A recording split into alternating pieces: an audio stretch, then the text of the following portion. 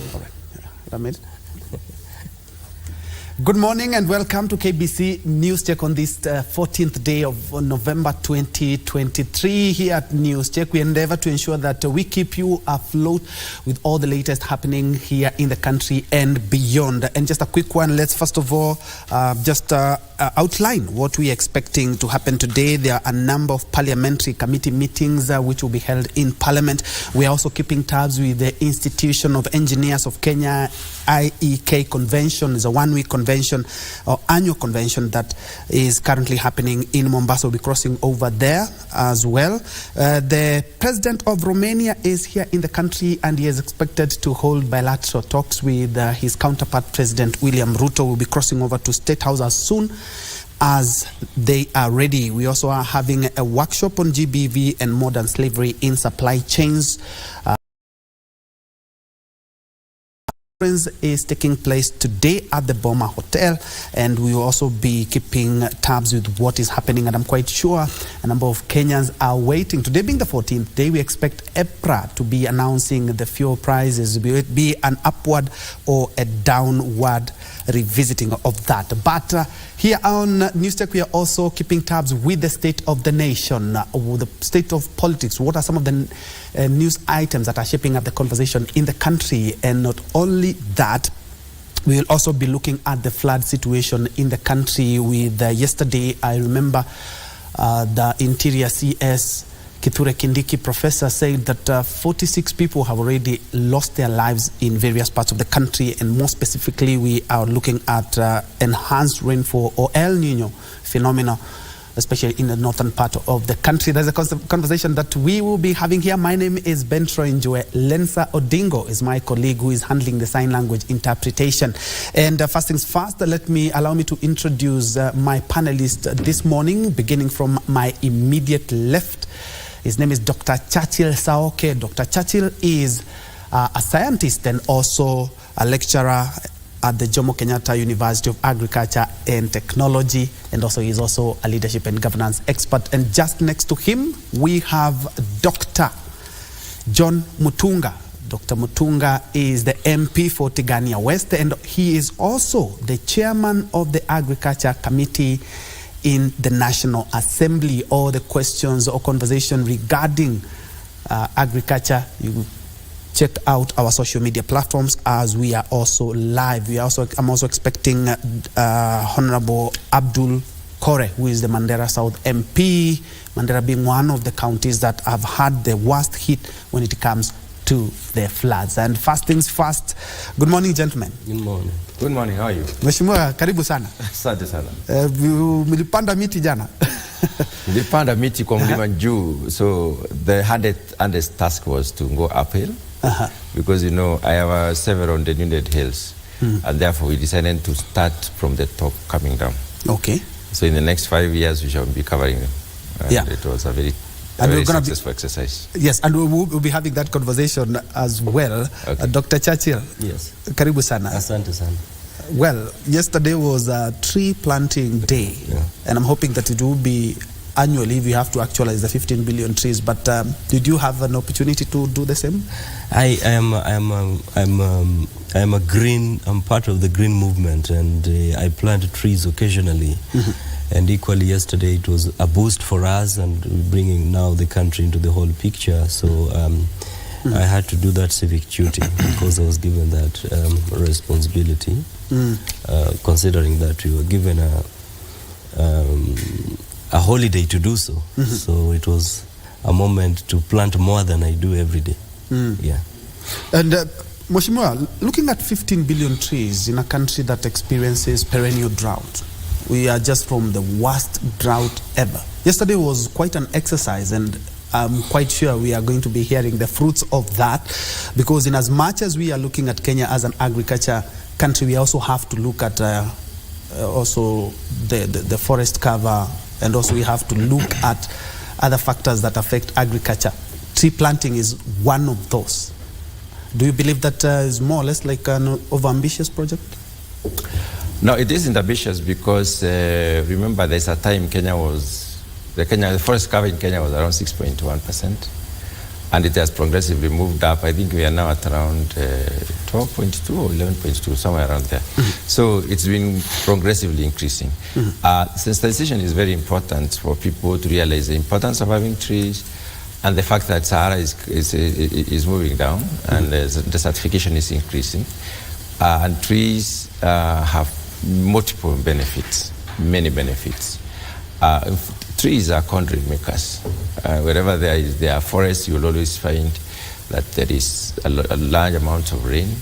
And the environment, they also clean the environment. We have where we are able to do proper woodlots. Sequestration is very high, and therefore they remove the carbon from the atmosphere, and carbon is one of the greenhouse gases, and they therefore clean the environment. So the more trees we have, the better the environment we have, and the more we are in keeping with the current efforts to try and make sure that we contain the climate change issues. And the planting trees, I think the dimension people are taking now, I've been doing it for the last 6 years consistently at schools. We call it tree growing.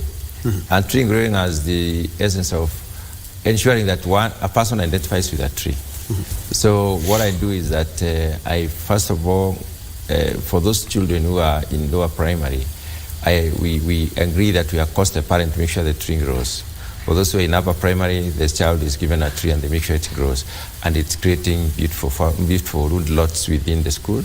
And it's really a good idea. So trees can be sustained. The idea is we make sure we don't just plant, we make sure we plant. Like where you have to plant and cannot water them, then you have to do it when there is sufficient amount of rain. And I think this is the best time to plant in most parts of Kenya because the rain is going to be sufficient.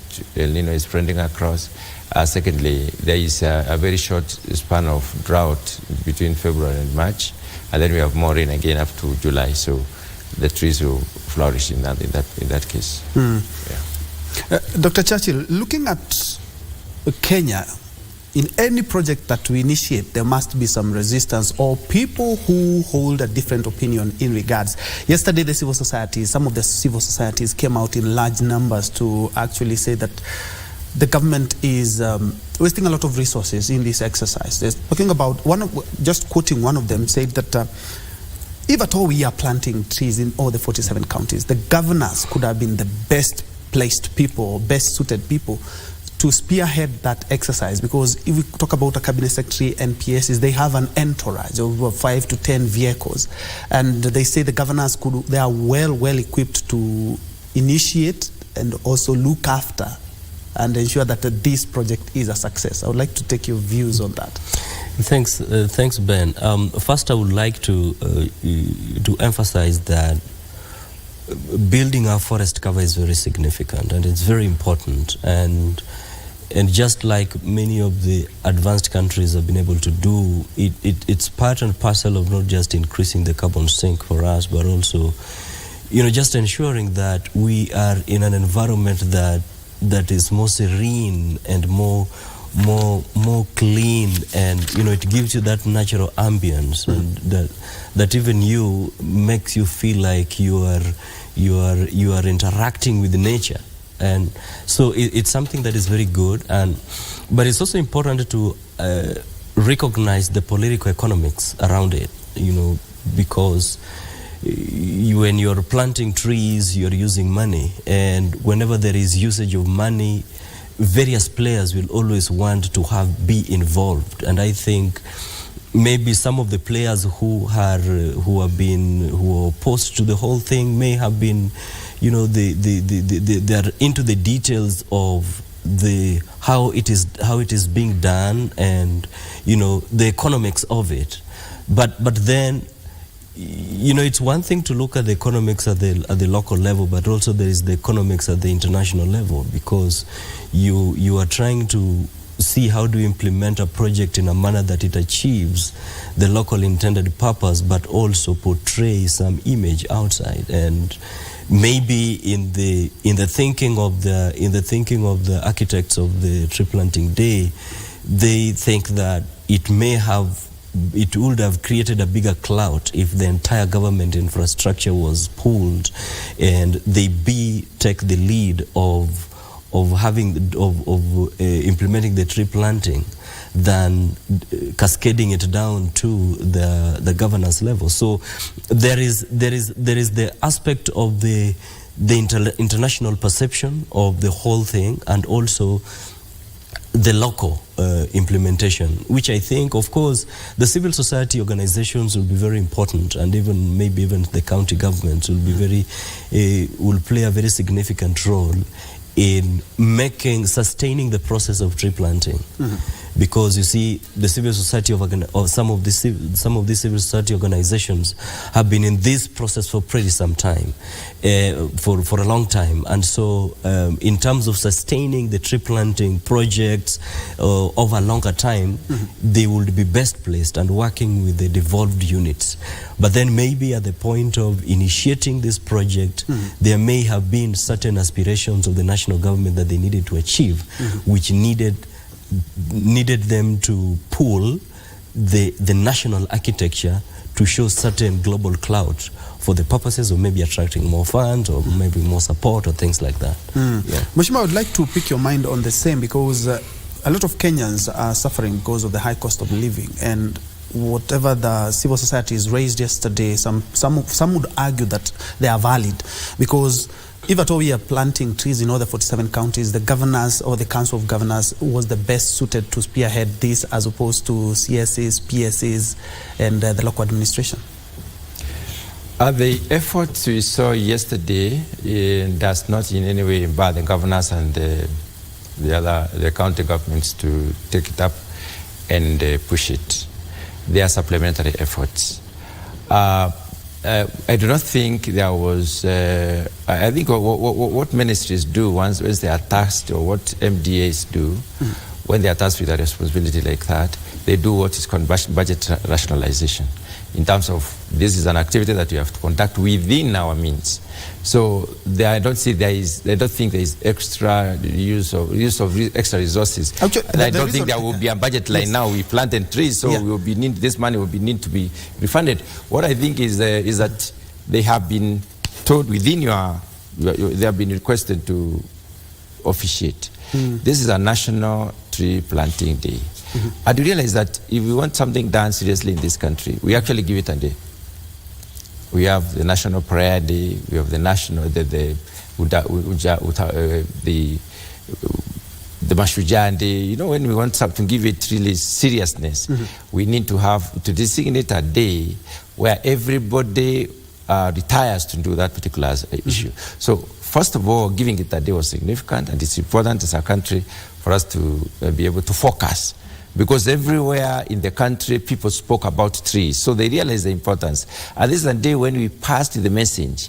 When governors speak in their fora, or when they speak to people out there, sometimes people may not get it. They may talk about the figures, the 15 billion trees that the government wants to plant in the next maybe 9 years. You may talk about the shared, numbers that have been allocated to every sector. But all this might go away without people really grasping it. But if you give it a day, everybody thinks tree, talks tree, and they listen carefully. What is the message on this particular day? So I think giving it that particular kind of attention is important, in my very considered opinion. It's not a waste of resources. It is actually a saving in the sense that we are going to have more people involved. And yesterday, the messages that went across were key. First of all, we are planting very many trees. So remember, everybody needs to plant a minimum of 300 trees in the next 9 years. Secondly, we are looking at this as a national activity. So it affects everyone. And when you say everyone, we are talking about very young children, we are talking about those who cannot even work, those who are incapacitated in one way or another. And the message is each and every one of us. If you have a family of 10, we are talking about 3,000 trees. So it is you as a family now to think how you are going to share this, how you are going to plant these trees. So if one of you is able to plant 300 or 400 or 500, they will be cushioning those others who cannot not be able to plant. Maybe they are too young, maybe they are invalidated in one way or another. So it is a good day that brings the conversation to the people. And I think the actions taken thereafter are key. And I believe Kenyans yesterday spoke trees and they focused. All right. I'm away from the for the tree planting exercise. In the last, or his inaugural State of the Nation address, President William Ruto did say that the country is on course to eradicate hunger in the country, based on the statistics that we have seen from the Ministry of Agriculture, and especially because of the fertilizers subsidies that have been there and the harvest that we have witnessed in the last season. Are we on course to achieve that? Precisely, we are actually on course. We are the people who, at the committee level, we are the ones who oversight the ministry. We check what the ministry is doing, we look at their plans, we look at their budgets, we look at the reports that they produce after utilizing the money, and therefore we try to assess whether there is value for money. And where we think there is need for us to interrogate, to do inquiries, we do inquiries. So we've been looking at what the ministry's, the plans are. Everything is anchored on Vision 2030. Then the ministry has got what is called the Agriculture Sector Growth and Transformation Strategy, which is interpreted in a very variety of ways that basically looks at how now does agriculture grow, both crop and livestock production. So when you have efforts like subsidizing the cost of fertilizer, because that has been identified as a key deterrent in the cost of food. Because if you produce food expensively, then it means you have to sell it expensively for you to get your returns to investment. So what the government has done over the last 2 seasons has a huge impact in bringing down the cost of food. And let me look at a commodity like maize. Of course, as we just think of staple food as maize. Because in the morning you take uji, lunchtime utakula ugali, and then in the evening you So if you look at maize as a staple food, the focus on maize growing areas and subsidizing the fertilizer, reducing the cost, has significantly reduced the cost of production. Maize was retailing at 5,800 per 90 kilogram bag. Right now, in North Rift and some other parts of Kenya, where we grow a lot of maize, is retailing at last week, between around 2,800 to 3,200. And the government has even had to come in to try and stabilize the prices at around 4,000 shillings, so that the farmers do not get lower than the cost of production. That tells you that the cost of unga will definitely come down. But what I like cautioning is that whenever the input prices go down, the processor benefits, not the consumer in this country. We need to follow this very carefully and make sure that the cost reduction cushions the consumer, not necessarily the pinro person. And that is why the institutions that are concerned need to move in quickly, rein on that particular aspect of cost reduction, look at the proportionate reduction in cost, and then make sure this is transferred to the consumer. Because if we don't do that, then we will be benefiting the wrong people. And Kenya, the cost of food will not necessarily go down. But I want to clearly say that reducing the cost of fertilizer, farm inputs, fertilizer alone, I think, contributes significantly to the cost.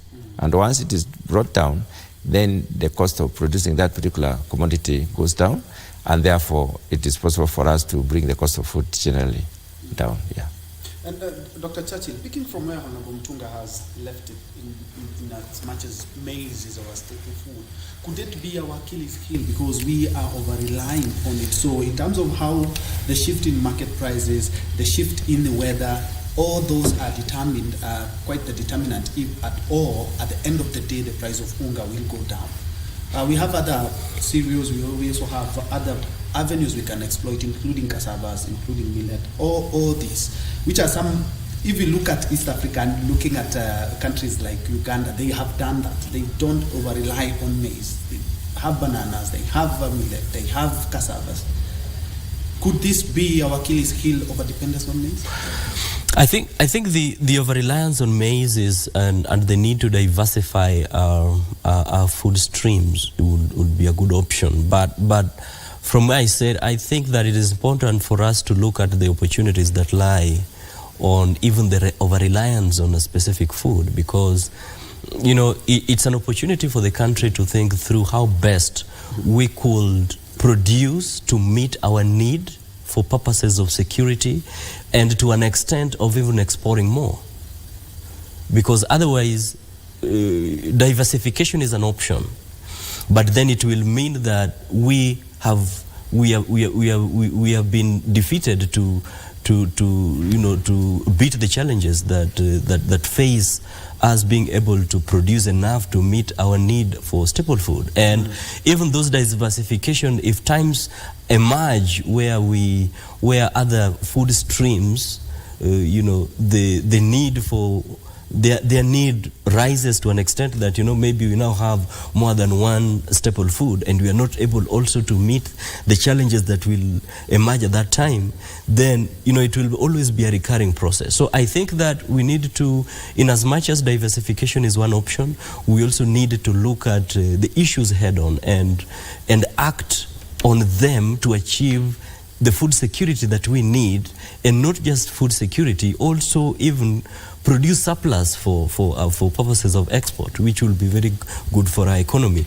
And I think that one of the interventions that government has taken, which is fertilizer, subsidizing fertilizer, indeed it has happened, it's good, but I think that is just one of them. There are many other things that we need to look at if we are to reduce the cost of production of our foods, and I think one of which has been well alluded to by Mheshimiwa, the issue of how do you deal with an end-to-end chain in terms of the middleman dealing with the middleman, so that, because remember that the main person we need to help here is the consumer. We need to help the consumer, we need to help the farmer, and if we are helping the farmer and we are affecting the consumer and benefiting the middleman, we are doing totally nothing, because in the long run the only way that an ordinary person would be able to say that the government has reduced the cost of food is when I go into the supermarket or I go into the shelves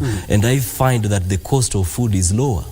If the cost of food remains the same, yet there is subsidy on the production, then then you realize there is a big gap between the policy and whatever output of that policy. So I think there is also aspects of, other than the subsidy of the fertilizers, remember that production of food also involves the issues of labor. The cost of labor, in as much as it cannot be subsidized, what is it that makes the cost of labor to be high? There are other input that makes the cost of labor to be high, one of which is the cost of energy, the cost of fuel. That's huge, has a huge impact, and can negate every efforts that are being made, because you see the cost of fuel has potential of raising the cost of everything. And when the cost of for example other inputs that will contribute to production of food is high, then however much you subsidize fertilizer, it is still going to have some sort of negligible or negative effect. So I think it's important for us to look at all the other factors that would have an effect on the cost of production, so that when we are able to overly reduce the overall cost of production for all these, we then target regulating the market so that we do not leave the middlemen players to have control of the market and negate every efforts that are being made to reduce the cost of food. Maybe, Mheshimiwa, you can respond to that, because at the end of the day, even if we have fertilizer now selling at around 2,500, even if we have it at 1,500 shillings, but unfortunately the cost of fuel and other farm implements are still high, we will not be able to get the gains that we are planning in regards to the fertilizer subsidies. I'm trying to imagine a situation where the cost of fertilizer is very high, and still the fuel prices are high. That would be catastrophic. Okay. So I think, yes, the cost of fuel has implications on the overall cost, because fertilizer has got to be transported to the people. What the government does in this particular case, the one who is doing the distribution, which has the responsibility of distributing the food, the fertilizer, basically brings the fertilizer. They're using the NCPB outlets. NCPB has an entire, warehouses across the country, around 118, and these warehouses are spread across the country. We have been pushing very hard to have these warehouses, to have devolved units further from the warehouse, these NCPB outlets, because the cost has been, reported as punitive in some cases. So when the cost of fertilizer, the cost of fuel goes up, then it means farmers will pay more when they are going to pick this fertilizer, and it will have an impact on the overall, the cost of fertilizer again. But because of the structure and distribution and the fact that the fertilizer is brought very close to the people, then it is really not very significant. So at the end of the day, and we have already been able to achieve some promise by the ministry that they are going to make sure that they open up satellite distribution centers. And these satellite centers are easy to open. I've seen some of them have already been established, like in my local market called Gejai. We have a container which has been placed there, and that is why they bring the fertilizer and people buy from there. So it's possible for them to get such containers across the country. Just as we have examinations containers, so then we can have fertilizer containers across the country, and it will be able to help. The other effort is what I'm seeing now happening in the ministry is trying to establish a lot more of a community-based or community-managed warehouses. These warehouses are located further deeper into the farming areas, and they are serving as aggregation centers because most of the people do not invest in warehousing, they don't invest in stores, and therefore they act as both fertilizer and distribution points, and also the product storage facilities, and it is helping a lot. We're moving in that direction. We're likely to actually contain the middleman. Because if you look at the production system as set out in Kenya under the smallholder system, the one who benefits is the middleman. Farmers stay on the farm for 6 months, trying to cultivate their product, and because they have not invested in a storage, then they meet at the marketplace at the same time, around the same time. So they create temporary glut of that particular product, and that brings down the prices of the commodity, and therefore they suffer. Sometimes they sell below the cost of production, which means they pay whoever takes their product, which is very, very, very punitive. So aggregation centers are important in this country, and I believe that is what informed the government efforts in coming up with the aggregation and agri-food park centers, because they are going to even have capacity for cold storage, and this will help a lot in terms of even storing our vegetables and other perishables, because we've had, sometimes during the peak period, we lose a lot of vegetables, we even give them to animals, and some of them do not augur very well with the digestive systems of animals. So we are going to secure that, and therefore it is possible now to contain the middleman, because price discovery will be better, and then the quantities will be warranting haulage from far place. People from far can come for production when they are aggregated in a given place. Then the other thing that is most likely to happen is taking advantage of the available funds and making earlier disbursements, and therefore containing the burden of the producer, because the producer has spent so much time on the farm and they do not have any other sources of livelihood. Therefore, they will need to sell their produce immediately after the harvest. So it is possible to manage that system in a way that the producer checks in the product at the warehouse. And that is why we did a law called Warehouse Receipting Act in the last parliament. This Warehouse Receipting Act is enabling the producers now to check in their produce at the warehouse, and then this produce acts as a security for the producer. And then it is also possible to have some arrangement where the producers are paid off that product at the cost of the product, at the price of the product locally at that particular point of checking in. And then they do not completely detach with the product. Then they leave the product stored for about 2 months or so, and within 2 months the product is sold. Then they pay off the storage, the cost of storage and management, and then they are given a bonus. It is possible to even get bonus from maize, and that has never happened in this country. So that's well, a lot of farmers, and especially from Trans Nzoia and Rift Valley, will be waiting for that, because it's a good thing you've cleared about the fertilizer, because I also have some small farm somewhere, and I can tell you the fertilizer, where I was told to go get the fertilizer, subsidized fertilizer, is quite far from... There is time cost and the cost of transport, which are... Yes. Because if all of you are going to one store, Yes. and the management of the store is not elastic, Yeah. then you realize that you cannot be served at the same time. So it may take 2 or 3 days to get the fertilizer, which is very costly. Yes, and still on the issue of middlemen, because there are some farmers who are arguing that the government is taking too long to offload the maize that they have, and the only place how they can sell that is the middlemen. And we have talked about the cartels. There are so many cartels in the country, and the government has alluded to that fact. We can organize this system very simplistically, because what the smallholder doesn't have is a store, just that. And therefore they suffer a great deal. So if you can have aggregation centers, they will take their produce there.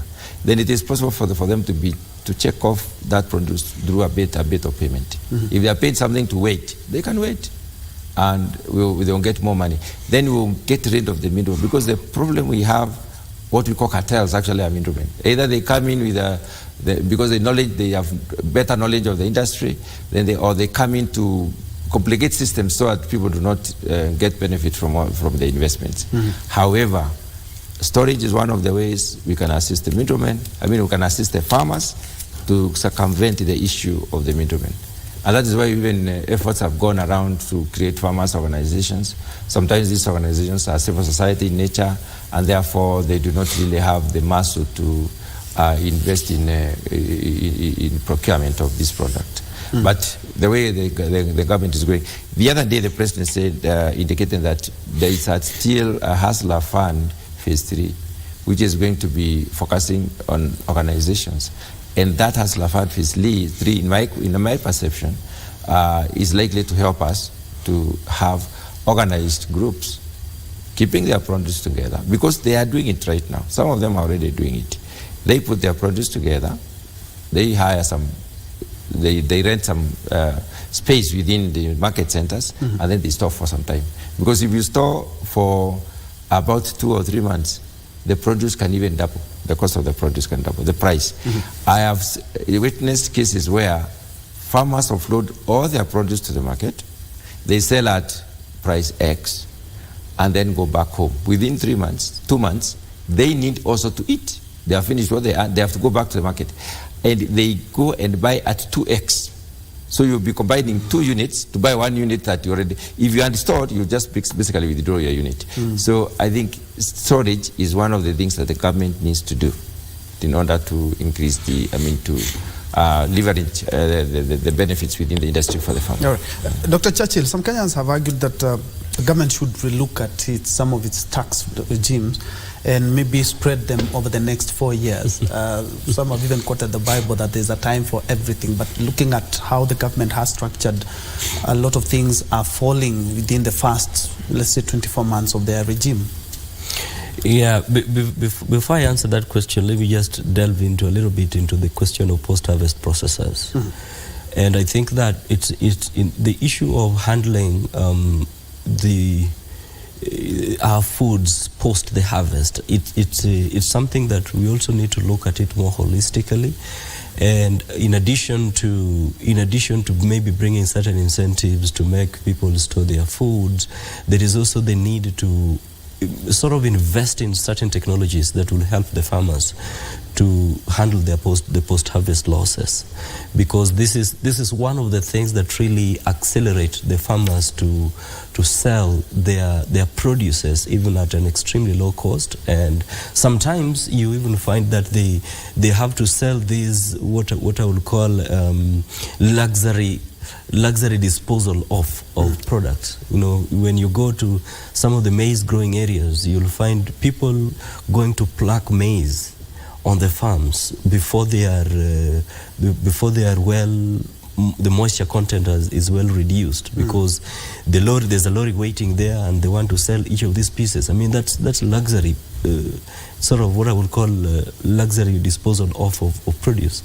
So I think it's important to look at the post-harvest process a little more holistically, and also incorporate even certain technologies that will help the farmers to store their foods. On the tax regime, well, the options of reducing or increasing the tax slabs. Or spreading. Everything has been bundled up within the first 14 months. Is an option, but it will also be important to look at whether that opportunity is available because where we sit and where we see government is that we see tax, but where governments sit, they see more constraints that are coming from external pressures that might be pushing them to take certain decisions. And I think that, well, one thing that we always say, and when you get into any management or any leadership position, is that sometimes it causes you not to reinvent the wheel, because there have been things countries have been there, they have faced similar situations. You might want to interrogate what has been being done before, and how best can we adopt what has been done to best suit the people. Because you see, also when people are constrained and with the huge taxes, and it negates every effort, not just politically but even economically, because people will have a negative effect on the government, and also people will also be very careful at investing, because they feel that there is a lot of hawk eye for them to pay taxes and things like that. So it can have a negative effect, which collectively or cumulatively might even affect the overall tax that you collect as a government. So it is something that I think that the people in play, or people who are responsible for our fiscal management, really need to dig deep to look at how best to handle the situation. We understand that there are certain constraints and pressures that are emerging, maybe because of debts and things like that. But then you also need to ask yourself, you're dealing with people, right? You're dealing with people, and if you push them too much, it can have a negative effect on their microeconomic decisions, which will have far-reaching implications on even the taxes that you will collect cumulatively. All right, and Mheshimiwa, being the Agriculture Chairman at the National Assembly, Agriculture Committee Chairman at the National Assembly, and we know very well, if we have locally made things, they're usually a lot cheaper than imported. Let's go to the fertilizer. There are a number of fertilizer companies in the country, including companies like Elgon Kenya. Why is it that the Ministry of Agriculture did not think of roping in local fertilizer manufacturing companies, which would not only improve business, because they are also Kenyans as well, it would also bring the cost maybe a little bit lower than it is already? The idea of local production of fertilizer has been there for a while, and a lot of studies have been conducted to try and find out whether it is possible to manufacture fertilizer in Kenya. Our main problem is lack of the raw materials. We do not have sufficient rock phosphate for us to be able to put up a factory, unless we probably now do it in a partnership with other countries which have a lot of rock phosphate. So that's one of the reasons. The other reason is that as you move on, if you really want to increase production and productivity, you look at three things. One of them is soil health, where fertilizer comes in. Then there's the issue of water and the issue of scent. I just want to narrow down to the soil health. We need to understand our soils. Right now, it's raining. We've not been conserving our soils very much, and a lot of soil is being swept away. And therefore, you are left with poorer soil, poorer material to grow our crops on. That is dangerous for our country, because the nature, the soil the context of the soil itself, the texture of the soil and the profile of the soil is interfered with. And we need to be able to make sure that we can contain our soil on the farm. That's first and foremost. And today, I don't think we do a lot of terracing, cut-off draining, and ensuring that the water stays on the farm. In any case, we try to direct water to the road. When you direct water to the road, you are directing the soil to go away. So we need a lot of soil sampling and testing to be able to understand our soils. so that we can maintain the health that is necessary. So blending is one possibility, and the reason why people have not gone into huge investments in this area is basically that of the raw materials. That one is an issue, and I think there's a lot of exploration going on to try and find out whether we can get sufficient volumes of rock phosphate. We don't have it. Oh, okay. And Churchill, when Kenya is a country of many fasts. When we have rain, we have it in abundance. When we have drought, we have it in abundance. When we have harvest, we have it in abundance. When it lacks, because look at the milk. Kenyans at least can say that they're enjoying the price of milk now. But unfortunately, when we are in the drought season, we have a big problem. How do we manage that? Because when we have a lot, we have a lot. But when we don't, we don't. And looking at a good example is water. Now we have it in plenty and abundance. The collection itself is very wanting, because I'm quite sure next year, by March or something, we'll be crying some places don't have water, some places haven't had, a good harvest. And mostly you find that the prices of everything will be quite low at that moment. But when the sun shines in Kenya, being in the sub-Saharan Africa, we have a lot of issues. Actually, Ben, there was a time I hosted a professor from Israel, and he almost cried why we are suffering from from the effects of drought, because from what he was seeing, we had a lot of water. And I think that I think it's an issue of water management that we need to.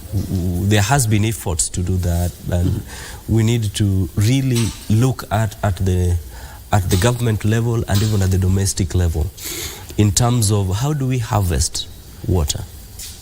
How do we harvest water to help us, not just for our domestic purposes, but even for agricultural purposes? As the rains right now are downpouring, we are having floods because we do not have proper systems to harvest this water effectively, both at small scale and at large scale.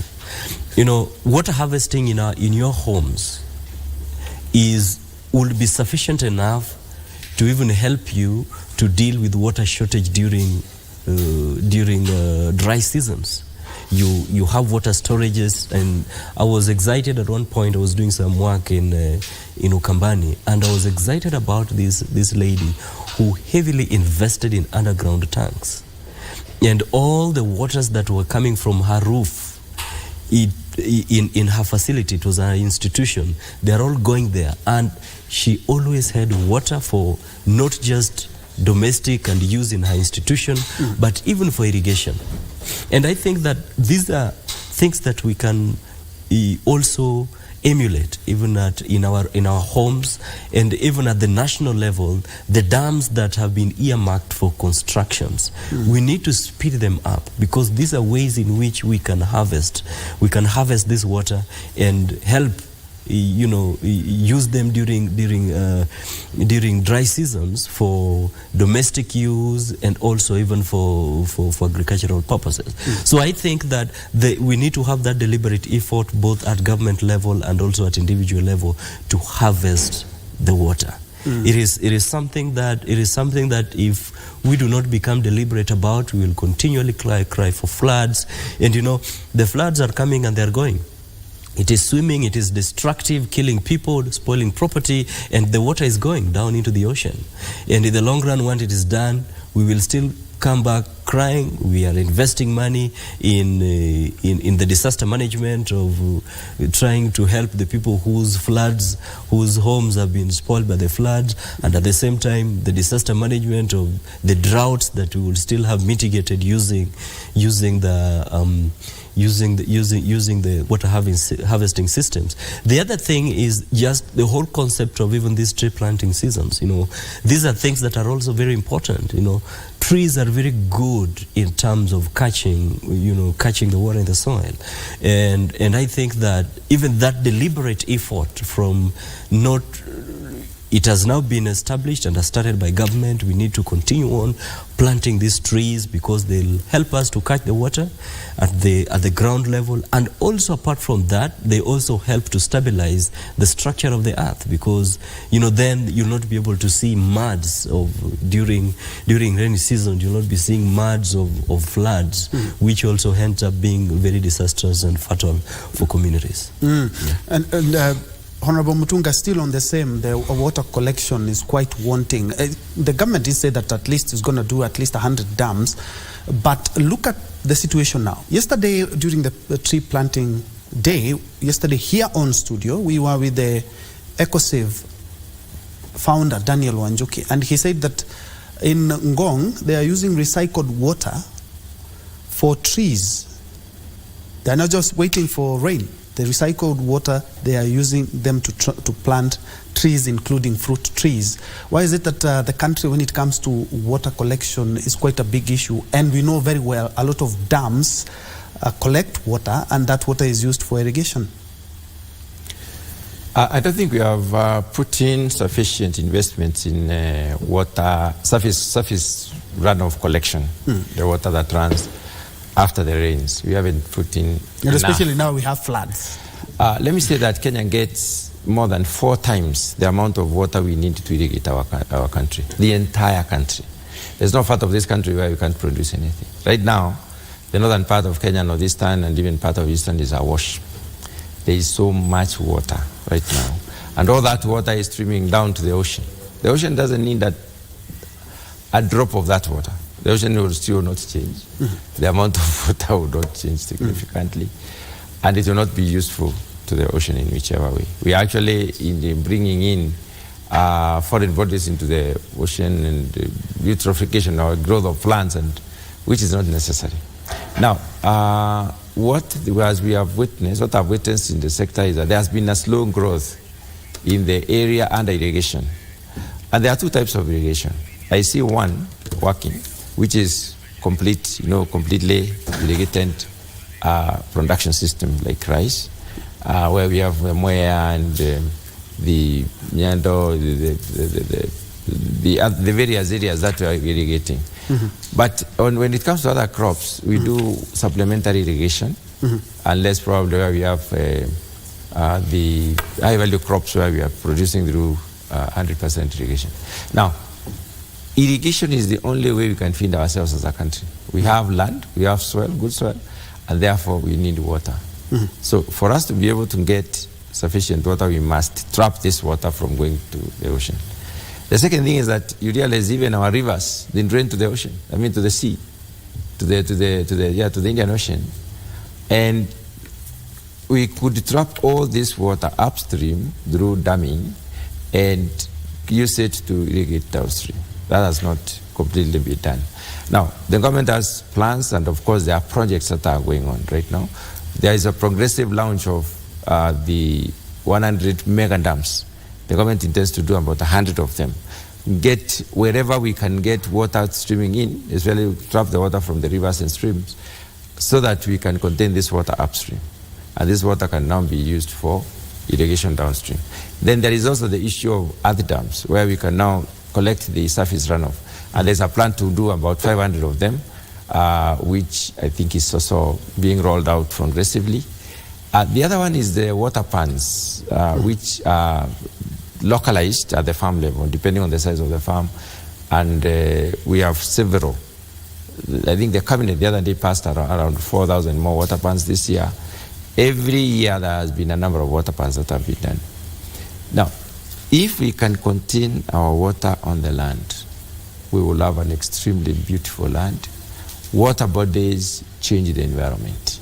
Wherever we have been able to put water dams, that environment completely changes. You also improve on the nutrition aspect of it, because you put in seed, the fish seed, and you are able to feed the people. I did a dam through support from the National Irrigation Authority, 2 dams in one place. One of them we populated with fish. Right now we have huge fish, and these fish, people just go and they harvest the fish and they eat. and it is supporting a lot on the nutrition aspect of it. So we need to have more of surface runoff, harnessing of surface runoff. I understand there's a state corporation in charge of this, but I've never seen the efforts, I've never seen their analytics, I've never seen what they do. So I do not know what they actually do. This is the time to come up and map out our entire country. There are areas that we used to call wet areas. We need to rehabilitate them. And we need to make sure that they still remain the wet areas, the water towers. The forest, we need to plant more trees. But most importantly, we need to collect water.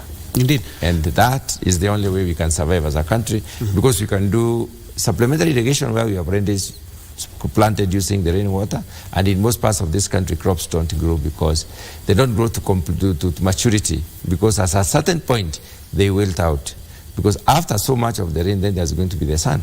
We are right at the equator, so the equinoxes also affect us in one way or another. Yeah.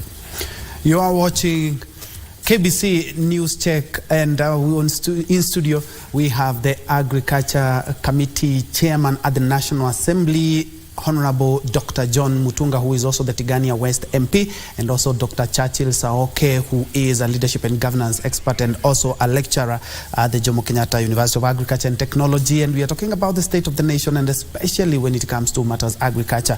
And also, just as I had mentioned earlier, is that the Romanian President Iohannis is here. Iohannis is here. And we will be crossing over to State House, Nairobi. As you can see on your screen, is that a guard of honor has been mounted for the Romanian president, and he is expected to be here for the next 3 days. He arrived yesterday. We're gonna be having bilateral talks with President William Ruto, and later on he also attend a meeting at the United Nations Environmental Program, which is headquartered right here in Kenya. And after that, he will also visit Tanzania, Cape Verde, and Senegal between November the 14th, that is today, and November the 23rd, that will culminate into signing of a number of bilateral talks. And also, we are also checking right here at the IEK convention that is currently underway. That is the Institution of Engineers of Kenya annual conference that is currently taking place in the coastal city of Mombasa. Let's first of all cross over there and listen in. My journey to becoming a leader started that day. Thank you. Thank you for seeing the need for us to have that. I want to call Christine. I think she took a mantle. I was a third or second? Third. We have Engineer Imelda, who is not with us, but Engineer Imelda Uthiambo was our second. I am being corrected. Engineer Jane Mutulili, who is the Honsec for the Association of Consulting Engineers, was the second. She handed over to Engineer Imelda. So you can see these two grannies as we stand here. Now bring the other younger version. Comes in Engineer, don't worry, Engineer Christine Ogut took over as the fourth, and I think we are very glad now we have the younger version of ourselves. Please come to this side. Tunataka tu tukipia picha. And so it is not a small matter to talk about inclusivity, about where is the future? That, I think, is where we should spend 80-90% of our time. The present is here, and it can be painful. We might have lost opportunities. Come this side. You have heard the president. He's the one who has told you, come this side. And we move a bit so that we take this photo very well. So I know I've taken a lot of time, but I thought it's important. We are starting from somewhere, going somewhere. So we deeply appreciate that we now have made it a tradition to have a women's summit every time we have a conference. And truly, I know we will encourage, we will be able to mentor. Just come out of here with something, knowing that the future is bright. I never see it. I'm always an optimist. It's only the way we structure ourselves to interact with the world that will either make Africa move to the next level, or welcome for us VP, Karibu Sana. And I think I would like to leave it at that. But to thank you all, I had asked, I know my engineer Faith is there. We had thought we would give a presentation on the registration, but we'll look for another session within this whole conference to do that, because we need more and more of us to be able to give the solutions and to do them from a point of competence. So please don't also, that little title you have, engineer, in front of you, it is not a small title. Take it with a lot of humility, but also that you're supposed to provide solutions. I thank you all, and we are looking forward to the rest of the conference. Thank you. And now we could all invite the chairman of Engineers Board of Kenya to make us his address. Thank you.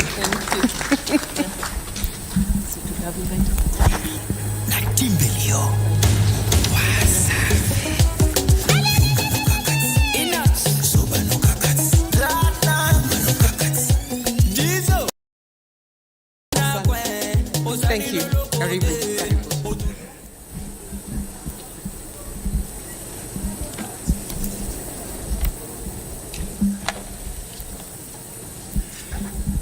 Thank you very much, Registrar and CEO of Engineers Board of Kenya,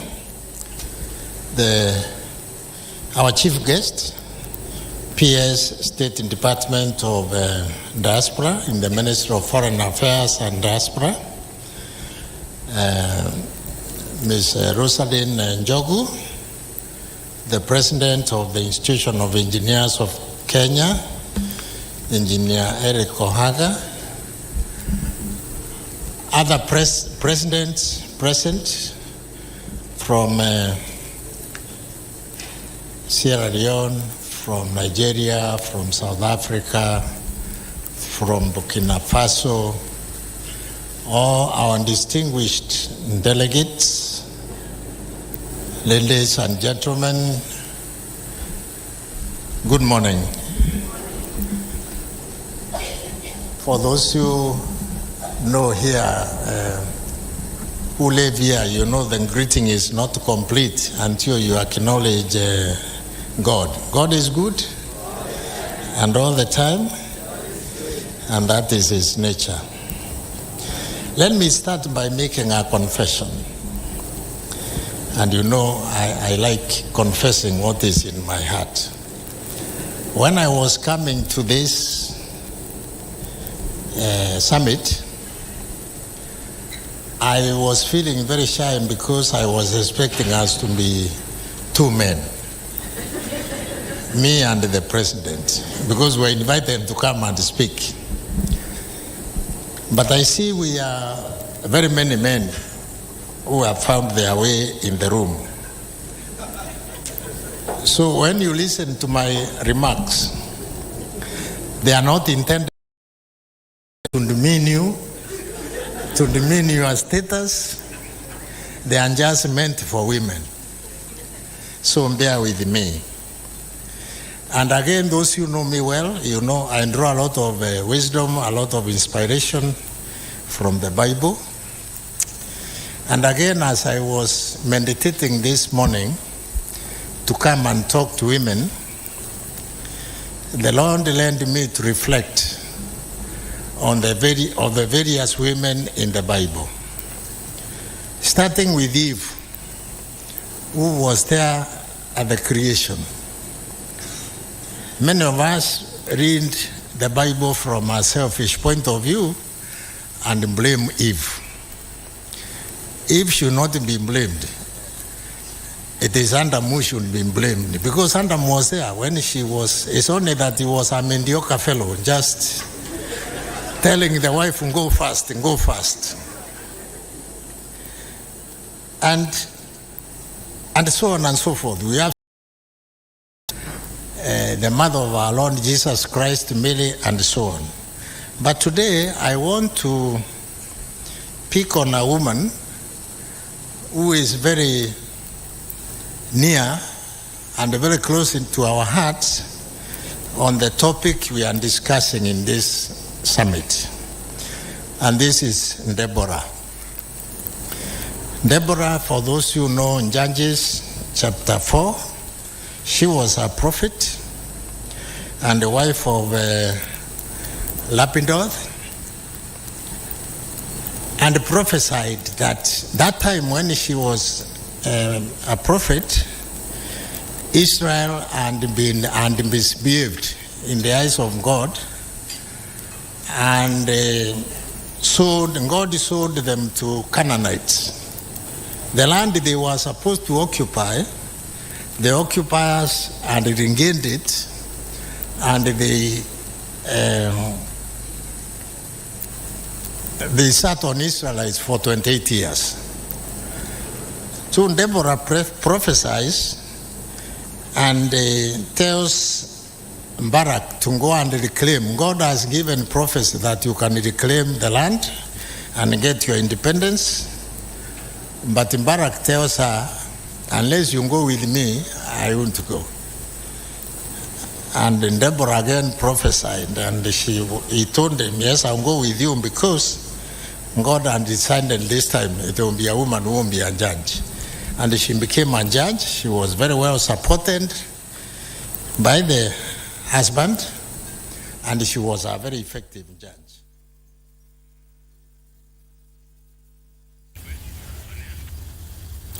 Very well, that is the Engineers Board of Kenya Chairman Evans Otambo there. And you do remember, I mentioned earlier, is that the engineers are having their annual conference in Mombasa.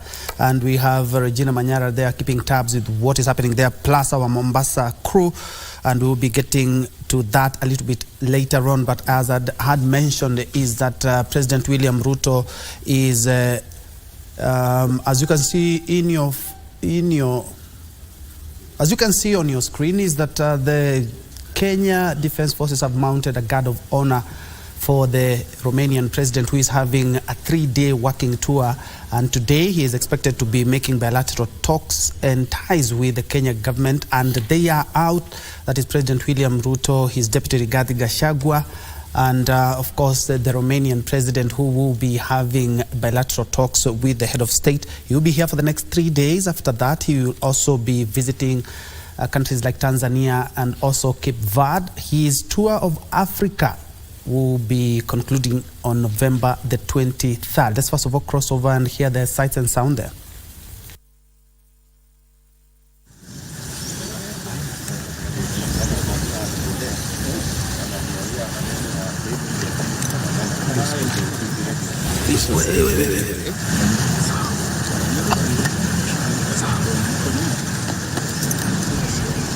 Okay.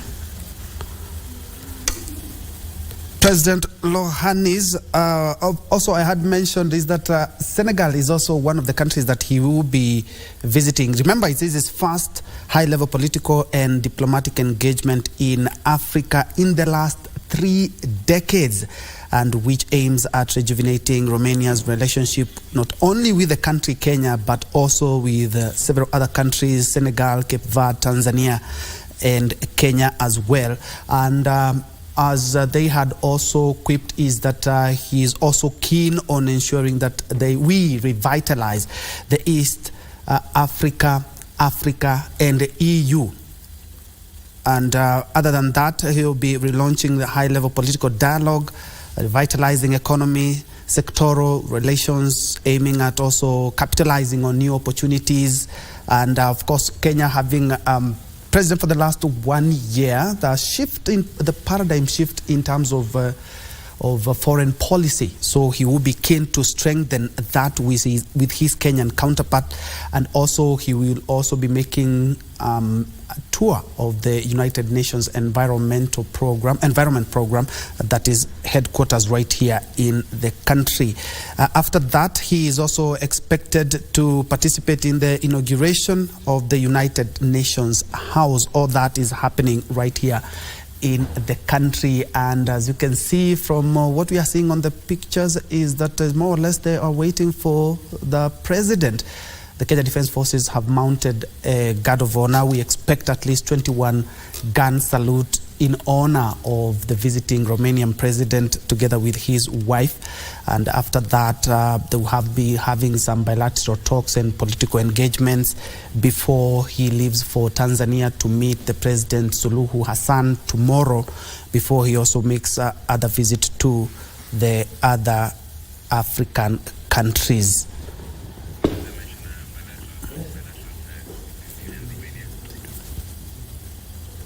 Yes, and actually, as I mentioned, is that they will be strengthening that. Romania being very keen in terms of technology and agriculture. Kenya, we can learn a lot from the country in regards to what they have done, and especially on what we had been talking about here with Mheshimiwa and Dr. Churchill in regards to water collection. There are some of the countries that have done a very, very, very good job in terms of water collection and recycling.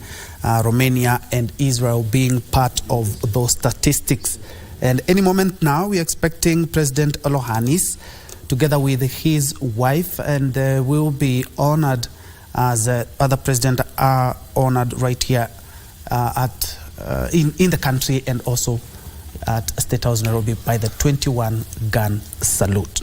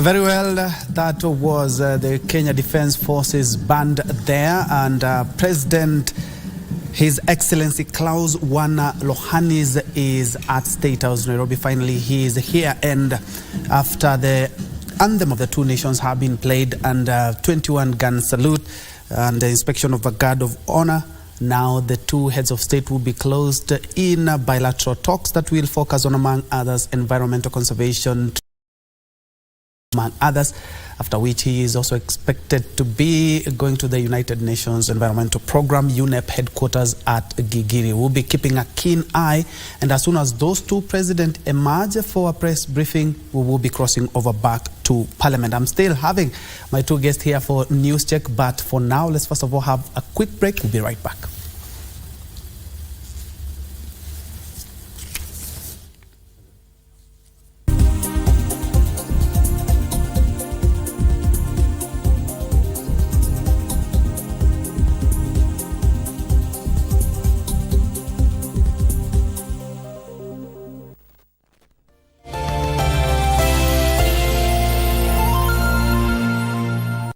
Most amazing man.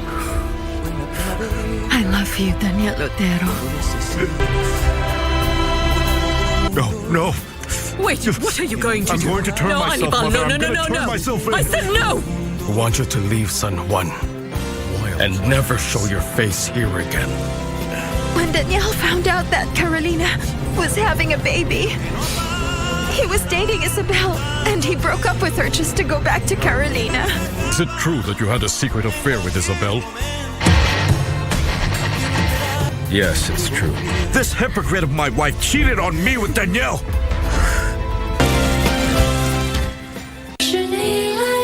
Bien? Oh, there you are. Come on. I was looking for you. Why did you bring your friends to this restaurant? I mean, the last time I was here, everything was horrible. Oh, hey, wait. I guess that you could say we have a hobby in common. So are we a better match now, huh? Will you be all right with you if I played a piece of a recording for you? I did record it. And I have nothing to argue that with. But if you want me to be more clear, I won't do it. What are you doing this for?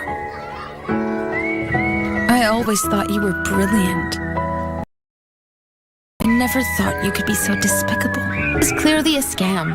If it was really that easy to make money, I would have quit my job by now. Okay, so you don't believe it, but I do, and I'm making money. Please think about this. I It's am. obviously I'm a not scam. an idiot here.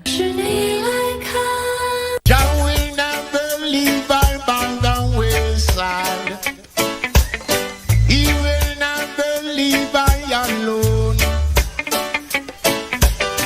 Jah will never leave our bound and wayside. So if you should choose Jah, you're serving the Lord, your Creator. The sins of the Father are visited from all in a never-ending circle.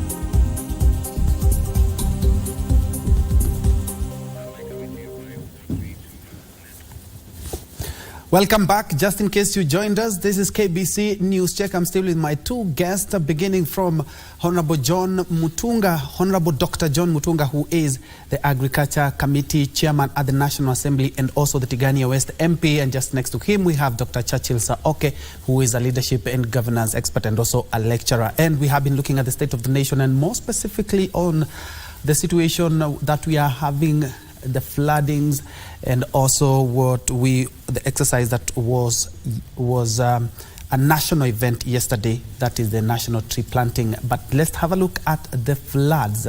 And back to Mheshimiwa, looking at the current situation, yesterday the CS talked about 46 people have already died in the country. In Somalia, the Somali federal government announced a state of emergency last week. I think it's on Thursday or Friday. And they are warning the Juba River and a number of rivers. People have to evacuate. I had invited the Mandera South, the MP of which Mandera County is one of the worst affected, but unfortunately because of some engagement, he could not be here with us. We are evacuating people, but where are these people going? We have seen some people on boats. We've seen some people even asking, where exactly are we going? Do we have any a plan by the National Assembly to look at where to resettle these people?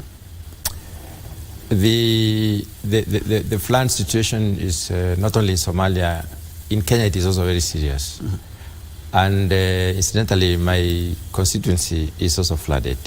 Okay. And I want to rush there and try to see how we can assist the people who were evacuated who were forced out of their dwelling units because there was a lot of water around. And we did that last week.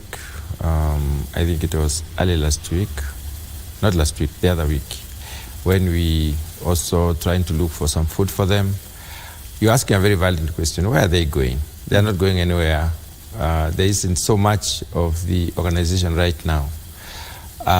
There has been discussions at the top level of government to try and make sure that we have some emergency response resources, so that people can be assisted if we have to leave their dwelling units. What normally happens is that people are advised to move to institutions, and the institutions basically located in higher grounds, and then we pitch tents, and then we can basically now try to see how we can feed them as we wait for the waters to subside. The situation, I think, is getting worse because the numbers are swelling, and we have basically to call upon the government to assist in this particular case. The government has been organizing herself to do a lot. And it's not only the government which basically does this. We have institutions like the Red Cross, which has also been very useful in this country to assist the people who are in any kind of disaster situation, whether it is flood or another kind of natural, technological disasters. And for the importance is to make sure that at least people are advised on what to do in the event that there is flooding. How do they cross rivers when it is flooded? Where do they go when they basically have to lose their dwelling units? And how do they, interact with the water that basically, becomes so abundant suddenly? You realize that kids like playing with water. And once the flooding has taken place, that water is highly contaminated. It has taken all the dirt from toilets and other areas, and the sewerage systems also break down. So the water is highly contaminated. We also risk outbreak of diseases like cholera and other diseases, related diseases. Of course, the waterborne disease is also brought by vectors that develop thereafter a risk. So there is so much of complication. So the idea is that the government has set aside some resources for emergency response. And these resources need to reach the affected areas as fast as it is possible. Right now, food has arrived in some of those places, and people have been, at least have gotten a ration. Like in my place the other week, and a part of last week, we were distributing food to those who are affected. But the numbers are swelling by the day because it is raining. I think Nairobi has not experienced the El Nino as yet. El Nino is in eastern part of Kenya so far. Meru is terribly affected. There is barely, you can barely find half an hour without rain. 24 hours. And do you believe, in your honest opinion, do you believe that the confusion that was there, yes, it's El Nino, it's not El Nino, could it have hampered the mitigating efforts that the government could have taken or is taking at the moment? To a large extent, yes. And the fact that the meteorological reports have not been very reliable, that's an issue. And I remember I shared a platform with one lady from the Met, on one morning, and we were asking her, are you sure this information is correct? Because there are several things that they were saying had happened which linked to a lot of rain. One of them is that they say the ocean has warmed, and they are warmed by a slightly higher temperature. I think the temperature had risen slightly more than, either around what happened in 2007 or something like 2007. that. And they were saying that this time there's going to be a lot of rain. But then it took too long to set in until people now relaxed, and unfortunately, because of lack of reliability, so there was that disconnect, and therefore planning was not done as properly as aptly as it should have been done, and then it has taken a bit of time, and people are taken by surprise. Yes. Chacha, looking at how the counties have responded and how the government is responding, yes, again, the confusion between, even the president said it's just going to be an enhanced rainfall, only for the Met department to come out and say, guys, we were having the El Nino phenomenon. Could it have hampered the mitigating efforts that counties had prepared? I remember the Council of Governors issuing a report in regards to how they are prepared.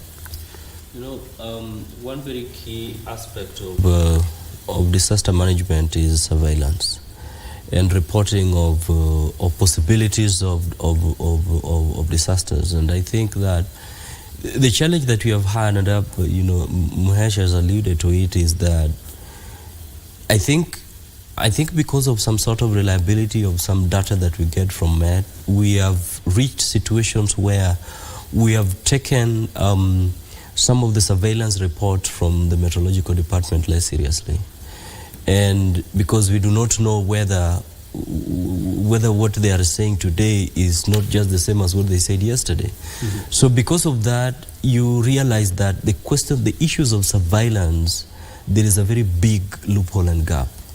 And so in as much as there are efforts to prepare for these disasters, the fact that we do not have reliability of the surveillance reports then makes the appropriate institutions that would then act to respond to any possible emerging disasters to relax their preparation efforts.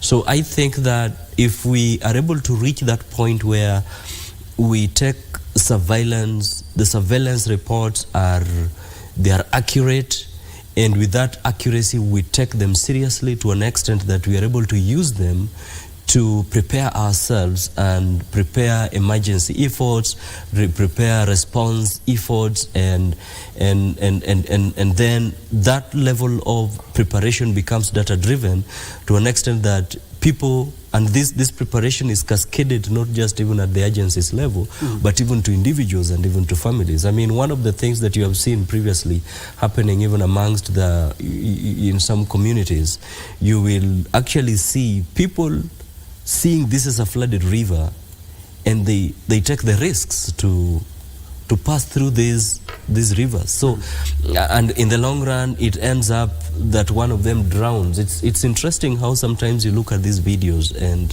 you look at somebody taking a risk, and in the long run, he drowns or she drowns.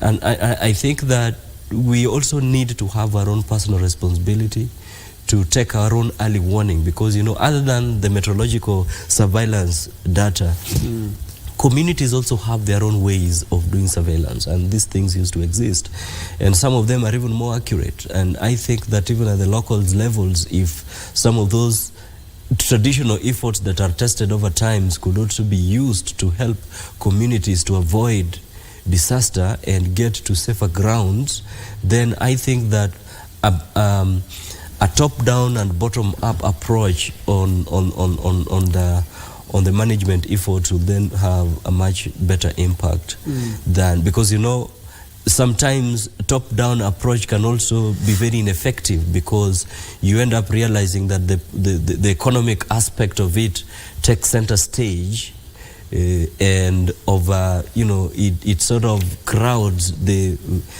key goal of saving lives, and we look at the business angle of it, and the monies that we can generate out of these efforts rather than the lives we can save. Yeah. And Mheshimiwa, do you believe that if at all we do not relook at some of these mitigating factors, and especially when it comes to the floods that we have, it could affect the agriculture sector, being the agriculture committee chair? Or the floods are okay, because if we have the best soils, the best fertilizers, but unfortunately they are being carried away by the floods, we need to mitigate this. Yeah, yesterday I went sometime after planting the trees, sometime in the afternoon to check on what is happening on the farms in my constituency. And I went to about 4 localities, and the crop is performing poorly because already there's been a lot of water erosion, and that means most of the minerals are gone. So there will be need for supplementary, feeding of the crop by use of what we normally call top dressing. So they will need more of top dressing fertilizers to be able to harvest something reasonable. Waterlogging is also a factor. Waterlogging makes sure that the crop doesn't grow. That's why the crops basically dry up, because there is no air circulation at the root level. There must be air circulation at the root level so that the roots can perform their functions. That is not happening under waterlogged situations. So you realize that wherever the ground is low and water is collected, you basically lose that area also in terms of production. Now, mitigation should be informed by an effect of a disaster. We have seen El Nino sometimes back, and therefore we should have been better prepared, because it is possible. We have the historical experience. In the disaster management cycle, basically, if it is possible to stop a disaster completely, then we'll be 100% prepared. But that's not possible. Right now, the only thing we can do is respond, because it has already occurred. But then the response process, the kind of activities that we take up during the response initiatives that we take up in the response phase, which will lead again to recovery, will basically inform the mitigation efforts that we can build for the future. And that's how the disaster management works. We must be able to see what kind of lessons did we learn in the last experience, so that we can become better people to make sure it doesn't go to that extent in the future. I think when the kind of rains we receive in this part of the world are very destructive. They are erratic, very short period, very heavy, and therefore we also, as I said earlier, we've not been able to contain our soil on the farms, because we've not been able to do what is called soil conservation to a large extent. Again, most of our land is hilly, and on hilly hillside, on a hilly ground, you realize that there will be a lot of water moving down, and that is why there is a lot of destruction when the water amounts swell. On the low-lying areas, we basically will have flooding, but if the slope is good, then we can have the soil not so much affected. Or if we have laid the protective structures that we normally recommend, like having the grass layers planted along the contours of a hill, and then we have some terraces, planting of cover cropping where it is necessary, because if you go to some countries and there's heavy rain, you will not see the soil being red, brown. It will not be brown. It will be clear. I mean, the water will be clear. The runoff will be clear, because it's not be carrying any soil with it. What we need is our countries to focus a lot more on conserving the soil within the farms. And even as we move into the climate change related options that we can take, the zero tillage, the what we call a climate smart agriculture. There are several proposals that are made. But as we apply that, in the advent of also trying to ensure that we can be food secure, then we must be able to decide where to draw the line in terms of prioritization. Which areas can we do what cultivation? Which areas can we keep for what other type of agriculture? Because plowing And then there's so much water, basically leads to a lot of water soil loss. And we're having a lot of knee-jerk reactions, okay. And you remember there's a bridge in Ukambani that killed almost an entire bus. And that bridge, as we speak, has never been completed. Those people are still suffering to this day. We are having enhanced rainfall, or the El Nino phenomenon for that matter. But you find that every time there's a disaster, we more or less have a knee-jerk reaction. Well, it's the reality, and it's a sad situation. Sometimes also planning processes take time because of government bureaucracies. But I think that it's important that when we plan something, we got to do it and do it sustainably, and have projects that are undertaken to an extent that they are able to endure time. And I think that, in as much as we take time to plan, we also need to ensure that whatever we plan and execute, we have executed it in a manner that it will take time to serve the people. And I think that will also help reduce issues of knee-jerk reactions. Otherwise, sometimes the challenge is that, even in the knee-jerk reactions, we end up planning for a long time and implementing the projects, and the projects that we implement are substandard, and they help sustain certain economic activities that benefit people. And I think that it's pretty unfortunate. When you look at most advanced countries, they invest in building infrastructures that lasts over time, and all they do over the years is just maintenance. But it then becomes a problem if we put money to build something this year, it gets spoiled, we put another money to build the same thing in another recurring third year. Then, in the long run,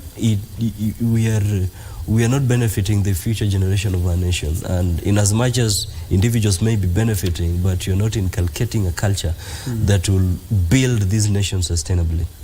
And in the last release, the Ministry of Interior talked about hundreds of hectares of agriculture farm that had been flooded and over 1,000 animals killed. In the same way that we are actualizing the food security agenda, if at all this one goes on, these people are not being compensated, Mheshimiwa. These people are not having their animals back. They are gone and gone. A practical example, you said even in your constituency, in Tigania West, people have been displaced.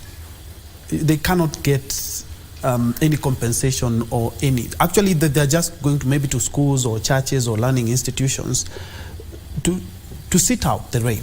After that, they're going to go back to their farm, look at the damage, and that's that. We cannot actually afford to be doing that, and yet we are talking about food security. Yes, indeed. Disasters are destructive, and they destroy within a very short time.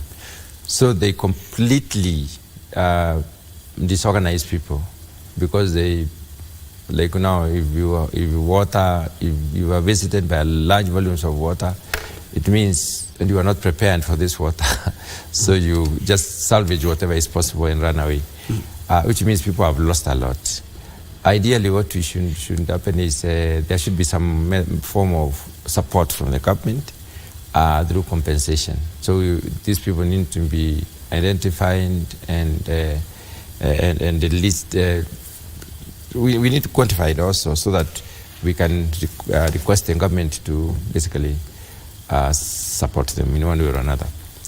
In most cases, what we've been having during drought, we have been having like the livestock offtake programs, where there is compensation for the livestock lost, and also we have people being enabled to sell the animals when they are very weak, and the animals are slaughtered for various purposes, and therefore they don't lose everything at the end of the day. So in this particular case, where people are being displaced by too much water, the idea is that there should be mechanisms of ensuring that they benefit, and I believe our government is doing whatever is humanly possible to make sure that happens. The Office of the Deputy President has been clearly charged with the responsibility of emergency response, and I believe there is going to be a budget to support those who will be adversely affected. These are some of the incidentals that may not be planned for in the budget, but at the end of the day, there is flexibility under Article 223 for the government to expedite use of resources to get people out of suffering, and then the regularization is done later on. Yeah. All right, let's first of all cross over to the KICC, Aberdare Hall, where the Secretary to the Cabinet, Mercy Wanjao, is currently chairing a meeting with PSA CEOs and also a board chairperson of 17 run agencies over compliance of presidential directive on onboarding services to the e-citizen platform. Let's first of all cross over to the KICC. Of those cases, indeed, we will be devoting even more time to understand the businesses that they handle, so that at the end of the day, and hopefully before that deadline, we are able to recognize all services as they should be on the platform. We invite collaboration. We thank you, media, as our partners, and we urge you to communicate this information to Kenyans all round, that services that they're entitled to are available on the e-citizen platform, and to even ask them to look beyond and see if there are other services that they would wish to be availed on that platform, and to suggest them, so that in the next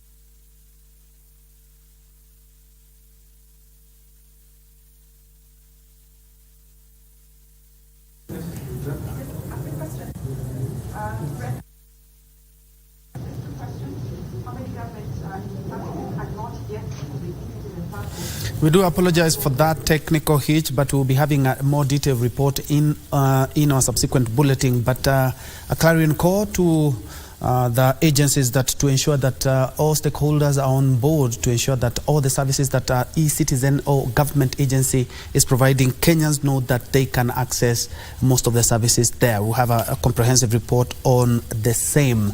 But gentlemen, just few minutes ago, we have seen the President William Ruto with his Romanian counterpart, and I think it's last week, but we had last week we had the Czech Prime Minister, last week, but we had the King himself right here, and we've had a number of presidents and heads of government who have toured the country, and the President has made the same trips outside to bolster the bilateral ties and connections that the country has with other foreign countries. I would like you to comment on that, Churchill. Yes, I think it's an important thing to be visible in the community of nations, and for the community of nations to know what Kenya is good for, and we seek partnerships that will leverage bilateral relationships between different countries and Kenya to an extent that we can also scale up what we are good at. And I think that even as we also get what other countries are good at, but we are not good at. And I think that's the whole concept of international relations, and and over and above that, it's about establishing security of the country. The country is more secure when it has good relations with its neighbors and the countries that trade with it. It reduces less conflict. So it is positive and to have more heads of state come to Kenya, because we are able to get ways of deepening relationships, and it's also important, maybe even for our government to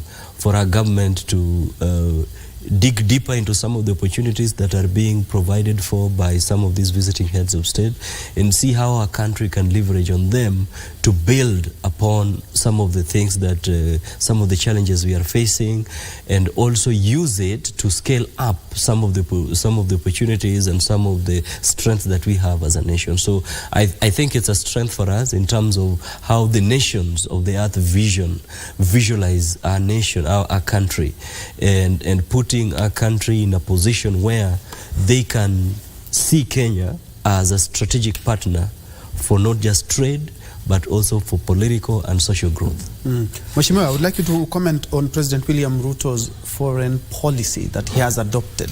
Of course, it has raised some eyebrows, some people saying that there are too many, some people are actually commending him for that. I think our president has been very open. He has been quite outgoing in terms of selling Kenya abroad. And he never goes for any visit on just a tour. He goes on business visit. At every visit he has gone, there is always some benefit.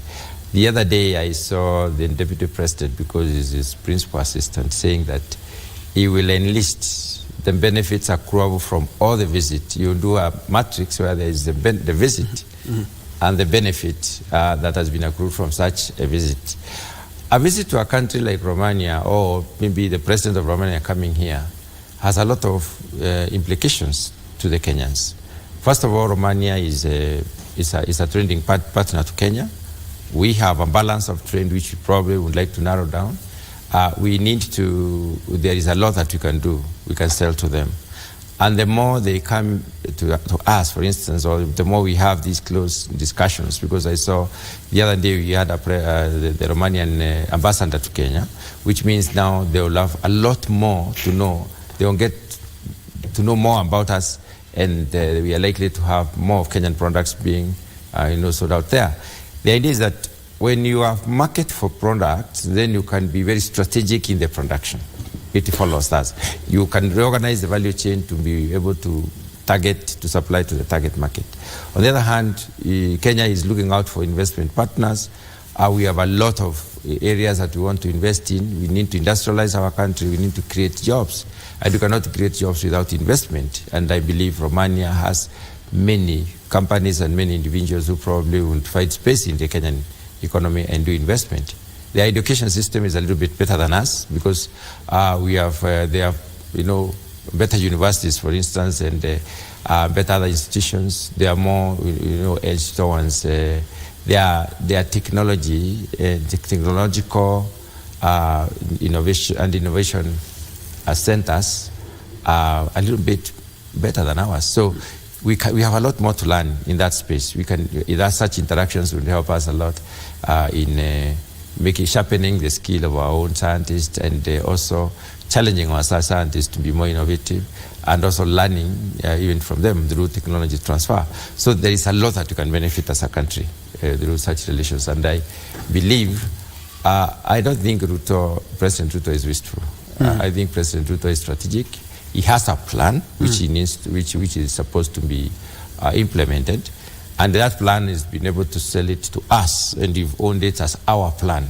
So our plan as a government is that we need to, first of all, stabilize this economy. Secondly, we need to reinvigorate we need to vibrate the economy. Stabilizing is not good enough. We need to make sure that all sectors work. The agricultural sector, all the productive sectors work, all the service sectors work, and as they do work, then you open up for employment. We have many skilled youth who are not employed, and I don't think some of them are youth anymore. They are more than 35 years, and they're still looking for jobs. So we need to create more jobs, and the more we engage with other countries, the more we open up opportunities. The other issue is international trade is key, especially in strengthening our currency, because one of the ways of strengthening our currency is to sell your products, because you sell in the hard currencies. So Kenya is likely to benefit a lot more from that. And I believe every visit or every trip the president makes, there is always an accrued, or rather, we can attribute some benefit from such visits. And Mheshimiwa, as we come to the tail end of this conversation, I do remember it was yesterday or the day before yesterday where the Deputy President Rigathi Gachagua talked about he will spearhead the reconciliation efforts in regards to the Meru County Governor and the leaders there, because politics aside, one thing that came out evidently is that there's an issue between the Meru County Governor and elected leaders there. Can you tell us something about reconciliation efforts away from the politics? I think the Meru County issue has been put before the Deputy President once, and it was not fully resolved. Not much has really changed. And of course, being the Deputy President and of course having the state machinery, there is a possibility that he would probably reach out on both sides and try to bridge the divide, both sides of the divide and bridge the gap. But let me say this, what happened at Senate has not been taken very positively in Meru, because I don't think all the MCAs are noisemakers. I don't think whatever was really considered as a major issue was a MCA issue. And I don't think the members of parliament who brought out what Senate considers to be the main reason why they made the decision as they did is really what is ailing Meru. And I don't think that the MCAs were unable to prove their case because they did. So I think what happened at Senate is something that requires many hours of discussion, and I don't really like to dwell on that. Whether there is going to be reconciliation or not, our very considered opinion is that the Meru people are able to discuss and to deal with their issue. And I believe I was in Meru over the weekend, and I don't think I don't know, but the opinion of most of the Meru is that we can deal with this. Yeah, because the Deputy President earlier on has said that he had tried, and this is the second time he would be trying. But let's see how that unfolds. Dr. Churchill, as we wrap up, I know you have something to say in regards to that, because there's a big issue when, and it came out at the Senate, because I don't remember exactly who said it, but said that in a position where you find that the leaders and the county chief cannot work together, then we need to disband and go back to the electorate. I don't think we have gotten there yet, but it's something that is also in the conversation as well. I like the way Mheshimiwa raised the issue and said that he can, it requires a long day. But I think it's true. I think it's it's really something to interrogate why you'll have impeachments happening more than once, and what really is the big issue, and what is this thing that cannot make the legislature and the executive not to work together? I mean, is it a personality question? Is it, it's something that really need to be dug beyond just the empiricals that are being provided for, because especially if you really want to solve the issue, because otherwise if you can unite them and reconcile them, but if the issue is not solved, then you'll still have the same thing happening. Yeah, but I think we'll see how the DP again can help solve that crisis, because the people need services. Yes. And if there is need for certain concessions to be made by both parties, better be it for the better and greater interest of the county. All right. Mheshimiwa, your closing statements. Thank you very much for this opportunity, and I think where we are as a country, there are major issues that we need to deal with. An issue like disaster preparedness is one, and secondly, an issue of water harvesting is really major. We need to think about it, we need to invest in it. This country can produce a lot of food if we had water. We are only lacking water in the equation.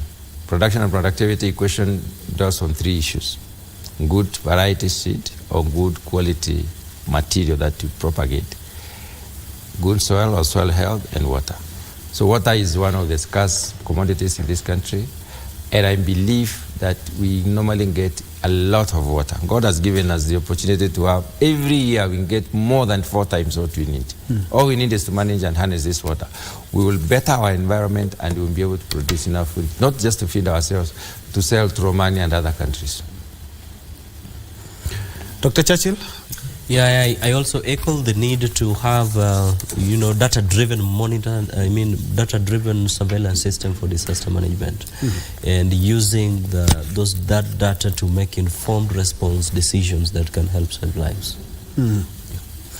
Indeed, it was a candid conversation here in regards to the state of the nation and the status of the floods in the country. We are still keeping tabs with what is happening at State House, Nairobi, and as soon as those two presidents emerge from their talks, we will be crossing over to State House. There are a number of activities that we are also keeping tabs with what is happening, so don't forget to check out our social media platforms and also our live news coverage beginning now at about 12, where Khalid Abdullahi will be here with Kurunzi, Mashinani, and later on Tamrini. My name is Bentro Njue. Lucy Mwaura is our sign language interpreter for these live newscasts. And earlier on, we had Lensa Odingo. Let's keep up the conversation on social media. Do have yourself a blessed afternoon.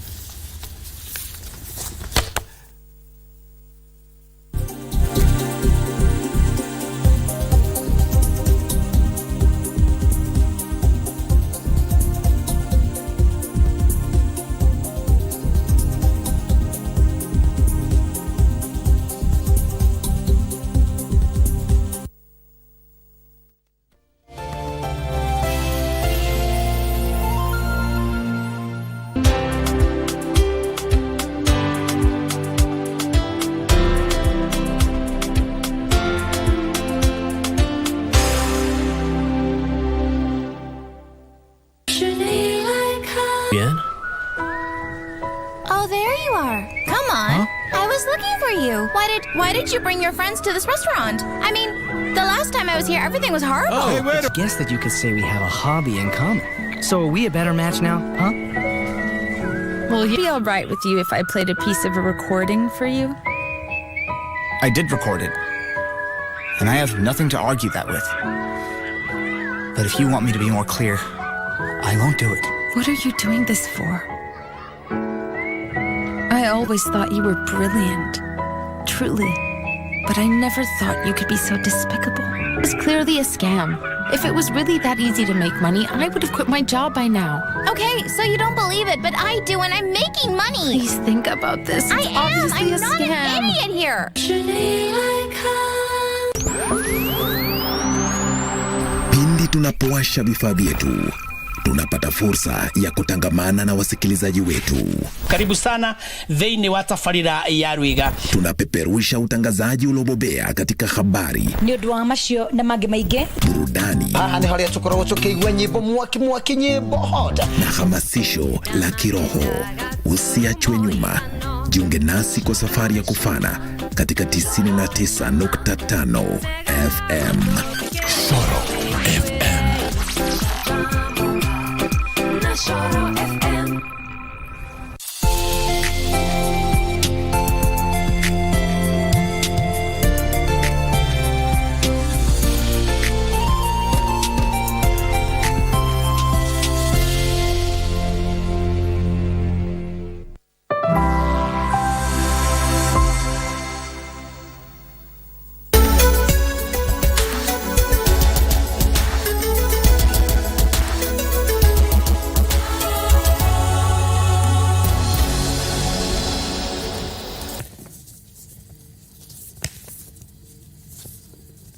Barabara kabisa mtazamaji popote ulipo, ni Jumanne ya tarehe 14 mwezi Novemba mwaka 2023. Wakati mwingine mwafaka mtazamaji, tunakongamana hapa ni kufahamisha taarifa za Kurunzi Mashinani. Natumai adhuhuri yako inakuendea bomba mtazamaji. Kumbuka pia unaweza kutupata moja kwa moja kwenye mtandao wa kijamii. Ukurasa wa Facebook ni @KBC Channel 1, kule mtandao wa X ni @KBC Channel 1, na kwangu ni @Khalid Abdullahi. Naomba tuandamane hadi tamati. Licha ya bara Afrika kuchangia 1% katika kuharibu mazingira, bara hili hupokea kiasi kidogo mno cha rasilimali za kufadhili mradi wa kuhifadhi mazingira. Waziri wa utumishi wa umma Moses Kuria ametoa changamoto kwa Wakenya kutekeleza wajibu wao wa kuhifadhi mazingira kwa kutumia suluhu zinazopatikana katika mazingira wanamoishi kupitia mipango endelevu ya upanzi ya miche ya mti. Kuria alisema haya alipoongoza shughuli ya upanzi miche katika kaunti ya Kisumu na Siaya. Waziri wa utumishi wa umma Moses Kuria alisema kuwa kupitia lengo la kudumisha mipango endelevu na ya upanzi wa miche ya miti, wizara hiyo kupitia shirika la NYS imezalisha miche milioni 2.5. Kuria alisema kuwa bara hili linaendelea kuathirika na mabadiliko ya tabia nchi. Alisema haya katika kaunti ya Siaya ambayo ni mojawapo ya kaunti zenye kiwango cha chini zaidi cha utandu wa misitu, huku rekodi ya kitaifa ikiashiria kuwa ina utandu wa misitu wa 0.23. This is a very important day as we move towards increasing our tree cover to 30% by the year 2032, and where we are expected to plant 15 billion trees. My ministry is contributing in several ways in this endeavor. Katika kaunti ya Kakamega, katibu katika wizara ya utamaduni, sanaa na turathi Umi Bashir aliongoza shughuli ya upanzi wa miche ya miti katika maeneo ya Shenyende, gereza la Shikusa na shule ya msingi ya Muranda. Bashir alijiunga na gavana wa kaunti ya Kakamega Fernandes Baraza katika shule ya msingi ya Muranda. Ours is to ensure that we plant indigenous trees. So climate change is real and it's here with us. So what we are trying to do is ensure that we mitigate the climate change that we're having globally. Our heritage sites are also being affected by the climate change, and we're planting trees all the way up to Kilifi County, where we have the Kaya forest, and to ensure that at least we have some sort of buffer for the climate change that we are having. Katika kaunti ya Busia, makundi ya vijana kutoka kaunti ndogo ya Butula waliungana na viongozi wa kaunti ndogo kupanda zaidi ya miche 10,000. Because the government is encouraging us, but it is our initiative as youths to take part and actively participate in supporting this initiative, because these trees will help us in the future. As a county, we were given the target of around 50,000. Butula sub-county were given the target of 5,000. And as said earlier on, we have surpassed that target due to well-wishers' contributions. We have planted over 7,000 today. The effect of global change, climate change, is everywhere, is world all over. And as you know, there is no international forum today which can end without addressing the effect of climate change. It is a very serious issue, and even we should not wait for the president to be reminding us every day, because everybody is affected. Juhudi sawia na hizo ziliongozwa na afisa mkuu mtendaji wa hazina ya uwezo Peter Langaipan katika kaunti ndogo ya Funyula. As a board, we have launched the exercise across the country.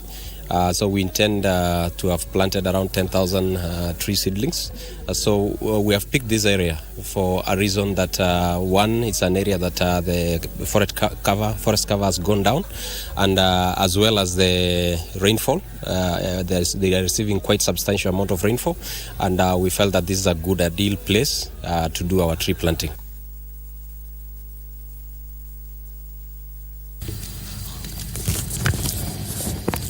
Msemaji waziri wa habari, mawasiliano na uchumi dijitali Eliud Owalo jana jioni alimlaki rais wa Romania anayezuru humu nchini Klaus Iohannis kwenye uwanja wa ndege wa kimataifa wa Jomo Kenyatta.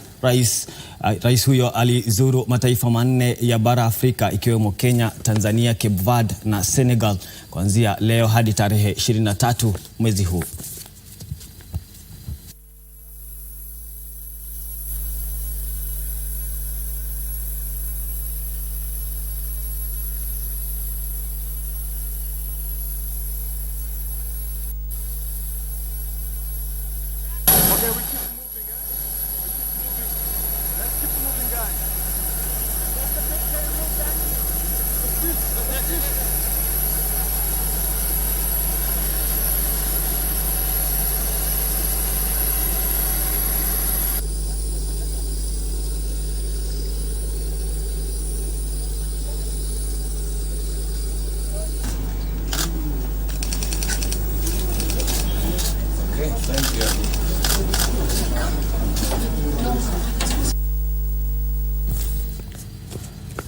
Mtazamaji, msitu wa chai wa Yunnan umeorodheshwa miongoni mwa turathi muhimu na shirika la Umoja wa Mataifa kuhusu elimu, sayansi na utamaduni. Maelezo zaidi ni katika makala yetu ya Ifahamu China. Tazama.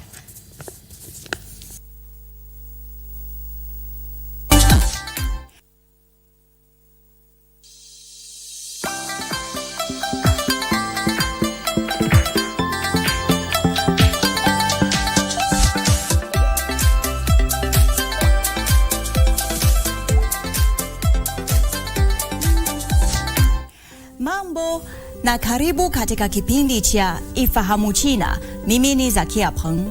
Shirika la elimu, sayansi na utamaduni la Umoja wa Mataifa UNESCO umeweka mlima Chiangmai uliopo mji wa Pu'er kusini magharibi mwa China, ambao ni maarufu kwa kilimo cha chai, kama mojawapo ya misitu mikongwe zaidi duniani yenye historia ya zaidi ya miaka 1000 katika orodha ya urithi wa dunia kwenye kikao cha 45 cha shirika hilo.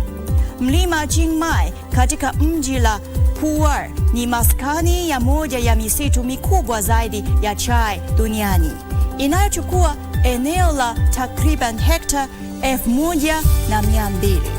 Miaka 1000 iliyopita, mababu wa kabila la Blang walihamia katika eneo hilo, ambapo walianza kupanda miche ya chai ya mwitu. Su Guwen, mwanakijiji anayeheshimika sana, anasema chai imekuwa na sehemu muhimu katika maisha ya jumla ya Blang katika karne zote, ambapo awali ilitumwa kama dawa. Majani yake ya chai safi polepole yakawa chanzo kikuu cha chakula. Kwa mujibu wa Bwana Su, zamani chai ilikuwa ikichukuliwa kuwa ni zawadi ya kipekee na ilitolewa kwa heshima ya mababu zao. Baada ya muda, walianza kuitumia kufanya biashara pamoja na mahitaji muhimu kama vile nguo, viatu, sukari na chumvi. Na ndiyo maana wanasema kila kitu wanachomiliki ni kutokana na chai. Leo chai imekuwa bidhaa maarufu inayoleta mapato makubwa kwa jamii yao. Miche ya chai imepandwa katika misitu ya asili na kuunda mfumo wa ekolojia wa matabaka mengi na kukuza mazoea endelevu ya matumizi ya ardhi. Katika viunga vya mashamba hayo ya chai, zaidi ya vijiji 10 vinakaliwa na makabila mbalimbali, ikiwa ni pamoja na jamii za Blang, Tai, Wa na Hani.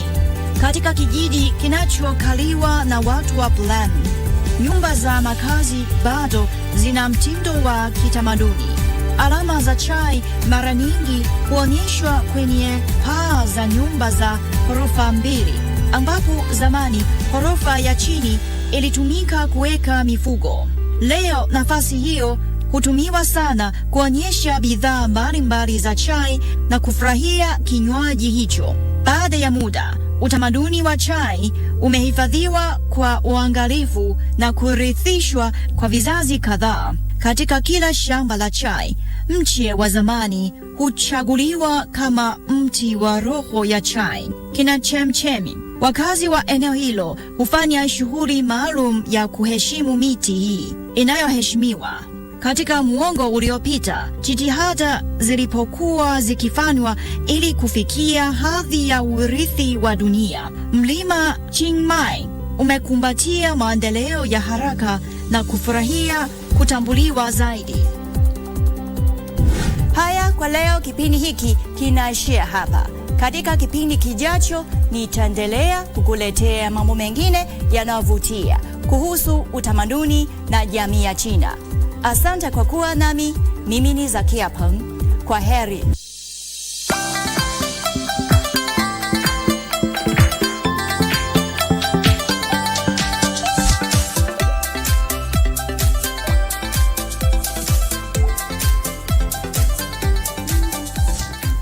Na tukiachana na makala hiyo Ifahamu China, tusonge mbele sasa, ambapo mwanamke mmoja wa umri wa miaka 23 huko Magongo katika eneo bunge la Changamwe, kaunti ya Mombasa, anahitaji kwa dharura shilingi 1680 ili kumwezesha kufanyia upasuaji mnamo mwezi Disemba mwaka huu.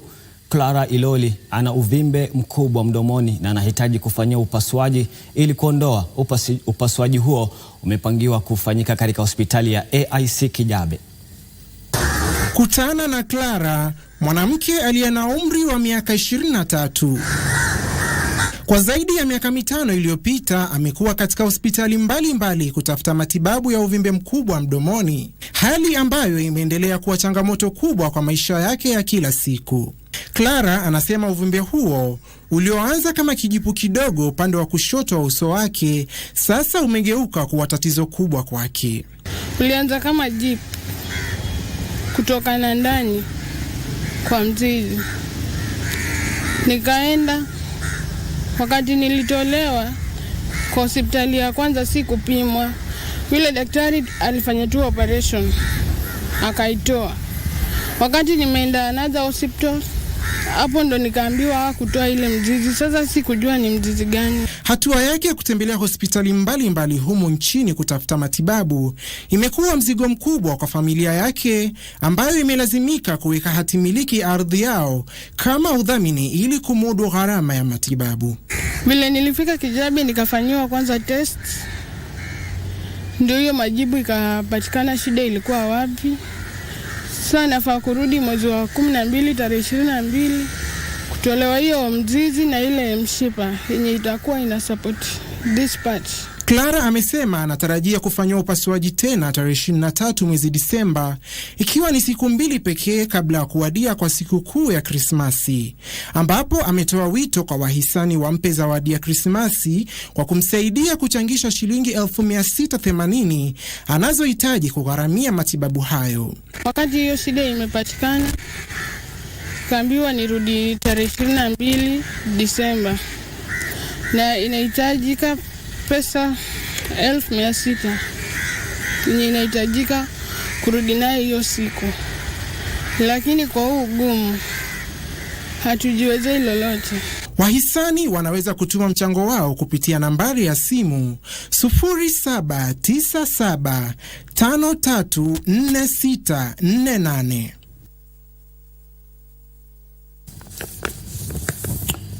Mtazamaji, taarifa hiyo ndio inatukamilishia Kurunzi Mashinani adhuhuri ya leo. Shukran za dhati kwa wale wote waliofanikisha taarifa hizi. Shukran sana wewe mtazamaji kwa muda wako. Lensa Odingo ndio amenisaidia kwa lugha ya ishara. Na kusiusi mbali kwani narejea na kipindi cha Tamrini.